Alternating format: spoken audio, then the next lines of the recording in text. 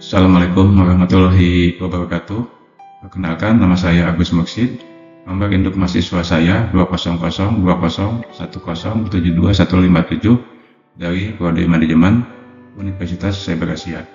Pada kesempatan kali ini saya akan menyampaikan satu buah materi ujian akhir semester dengan judul Peran Fintech dalam Kesadaran Keuangan dan Keputusan Investasi.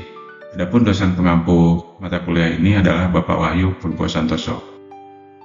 Abstrak dari penelitian ini adalah penelitian ini meneliti tentang pengaruh fintech terhadap kesadaran keuangan dan reksadana sehingga mempengaruhi keputusan investasi. Penelitian ini didasarkan pada data primer dan sekunder. Data dikumpulkan dari sebaran pertanyaan menggunakan teknik sampling secara struktur dan tertutup. Penelitian ini dilakukan pada bulan November dan Desember tahun 2022.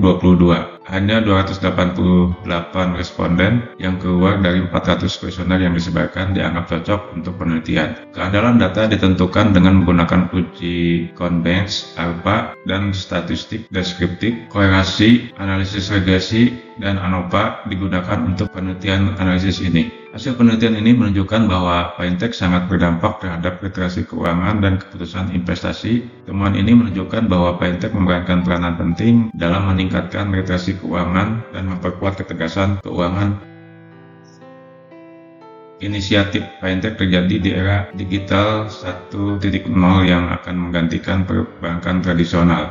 Setelah tahun 2010, di era 2.0, fintech terus berkembang dan meningkatkan kolaborasinya serta dengan meluasnya pemberitaan di media. Fintech juga merupakan pergeseran revolusioner dalam sektor jasa keuangan, inovasi rangkaian produk dan layanan yang disediakan oleh keuangan tradisional dengan memanfaatkan kemajuan teknologi untuk membantu jasa keuangan dan nasabah. Penelitian ini bertujuan untuk mempelajari seberapa melek keuangan masyarakat dan seberapa besar dampak literasi terhadap pilihan keuangan masyarakat menurut Panos dan Wilson tahun 2020. Tingkat kesadaran atau literasi seseorang terhadap keuangan merupakan indikator kuat seberapa baik seseorang dalam mengelola keuangan. Berikut adalah kajian literatur dari beberapa penelitian yang sudah dilakukan. Menurut Kakinuma tahun 2020, adanya efek mediasi dari adopsi fintech terhadap hubungan antara literasi keuangan dan kualitas hidup yang menyoroti pentingnya literasi digital dalam masyarakat yang semakin terdigitalisasi. Sedangkan menurut Aziz dan Naima tahun 2020, meskipun layanan digital meringankan dan menjembatani kesenjangan akses fisik terhadap layanan keuangan, layanan tersebut belum dimanfaatkan karena kurangnya fasilitas dasar konektivitas, literasi keuangan, dan kesadaran sosial.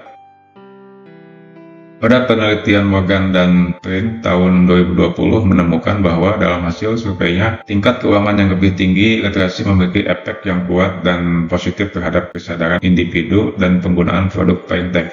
Pada penelitian Joyce tahun 2010 mengungkapkan bahwa tingkat pendidikan dan jurusan mempengaruhi kesadaran produk umum dan keuangan di kalangan muda. Laki-laki juga ditemukan memiliki banyak kesadaran keuangan yang lebih tinggi dibanding perempuan.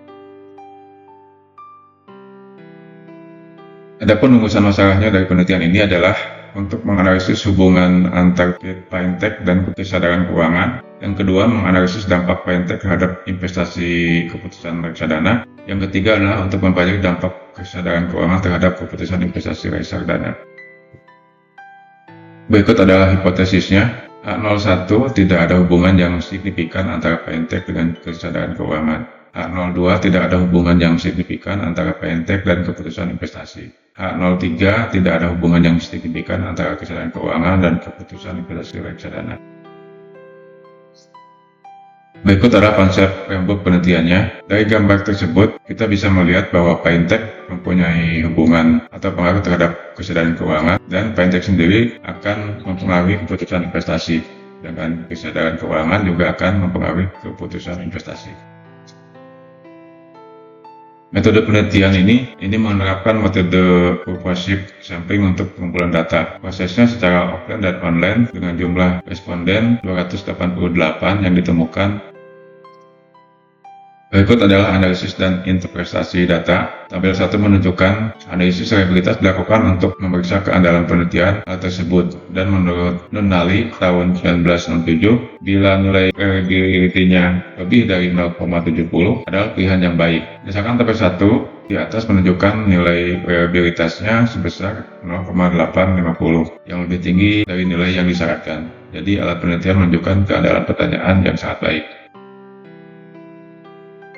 Berikutnya adalah analisis deskriptif demografi profil responden. Tabel disebut di atas menunjukkan analisis kelompok gender dari responden yang dimana jumlah peserta laki-laki dan perempuan hampir sama.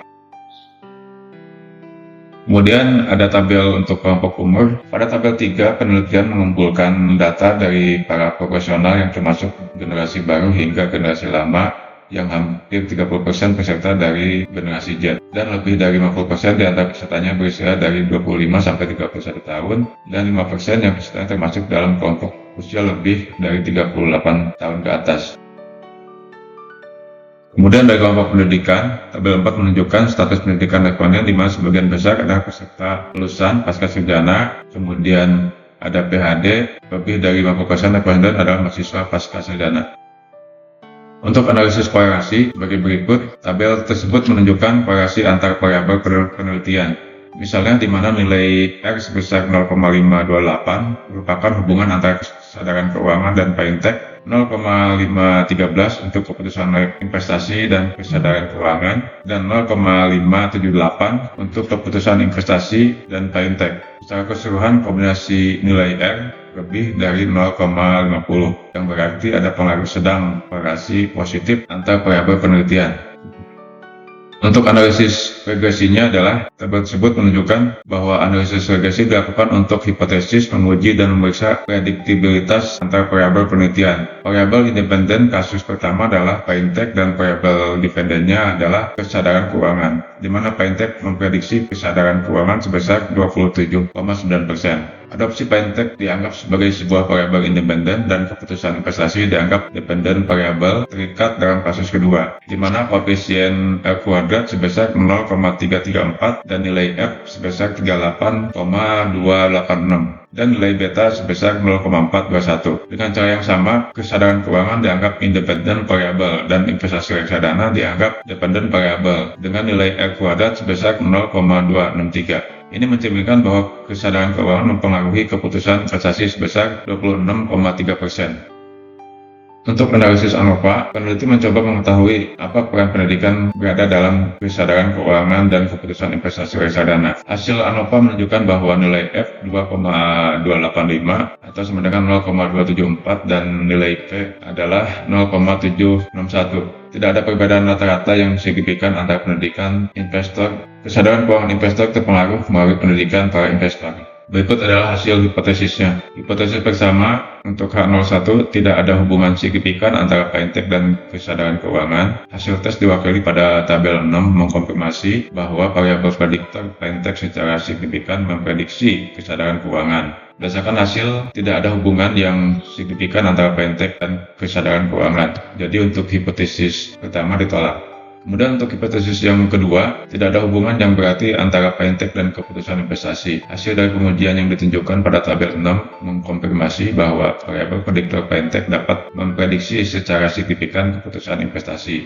Berdasarkan hasilnya adalah tidak ada hubungan yang signifikan antara Fintech dan keputusan investasi. Jadi untuk hipotesis yang kedua juga ditolak. Hipotesis yang ketiga, tidak ada hubungan yang signifikan antara kesadaran keuangan dan keputusan investasi.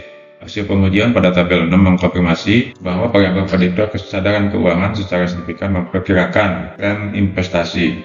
Berdasarkan hasil di atas, tidak ada hubungan yang signifikan antara kesadaran keuangan dan keputusan investasi. Jadi untuk hipotesis yang ketiga juga ditolak. Berdasarkan pemaparan materi di atas, bahwa perusahaan Fintech telah berperan penting dalam hal ini memperluas akses masyarakat terhadap berbagai perbankan dan yang berhubungan dengan layanan uang, seperti pembayaran online, transfer uang, dan mengisi ulang via smartphone.